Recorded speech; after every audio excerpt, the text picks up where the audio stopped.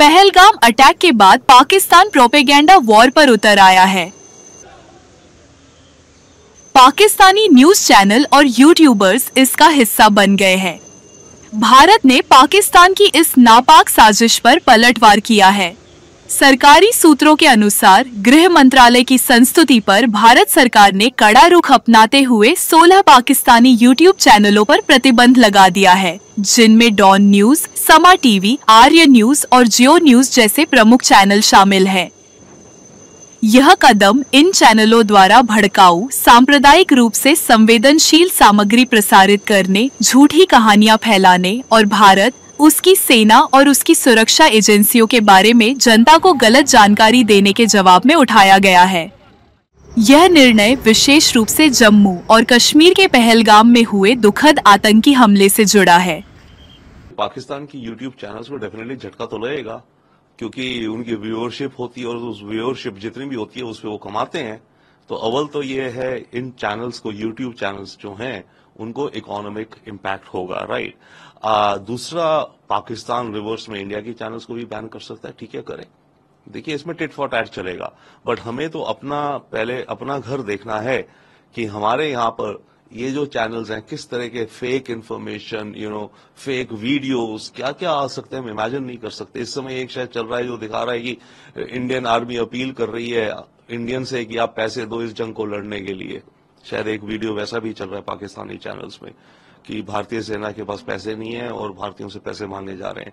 तो इस तरह के खतरनाक प्रोपेगेंडा, भाई जिसको पूरा अंदाजा ना हो, बहुत ही खतरनाक हो सकता है हमारे देश के अंदर।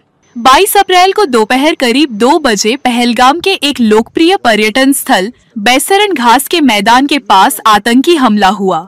इस हमले ने पूरे देश को हिलाकर रख दिया है। नियंत्रण रेखा पर स्थिति तनावपूर्ण बनी हुई है। सुरक्षा बल कश्मीर में आतंकवाद विरोधी अभियान तेज कर रहे हैं। जवाब में भारतीय प्रधानमंत्री नरेंद्र मोदी ने कसम खाई कि जब तक न्याय नहीं मिल जाता भारत चैन से नहीं बैठेगा। उन्होंने आतंकवादियों को दुनिया के कोने कोने तक खदेड़ने की सख्त चेतावनी दी। मैं बहुत स्पष्ट शब्दों में कहना चाहता हूं, जिन्होंने ये हमला किया है उन आतंकियों को और इस हमले की साजिश रचने वालों को उनकी कल्पना से भी बड़ी सजा मिलेगी। सजा मिलकर के रहेगी।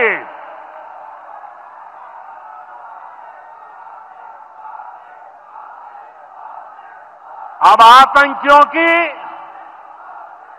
बची खुची जमीन को भी मिट्टी में मिलाने का समय आ गया है। इस बीच 23 अप्रैल से पहलगाम स्थल पर मौजूद राष्ट्रीय जांच एजेंसी NIA ने जांच में अपने प्रयास तेज कर दिए हैं। एक IG, DIG और SAP समेत वरिष्ठ अधिकारियों के नेतृत्व में एजेंसी प्रत्यक्षदर्शियों से पूछताछ कर रही है और हमले की जगह से सबूत जुटा रही है। साथ ही भारतीय सेना हाई अलर्ट पर है और जिम्मेदार आतंकवादियों को बेअसर करने के लिए कई तलाशी अभियान चला रही है।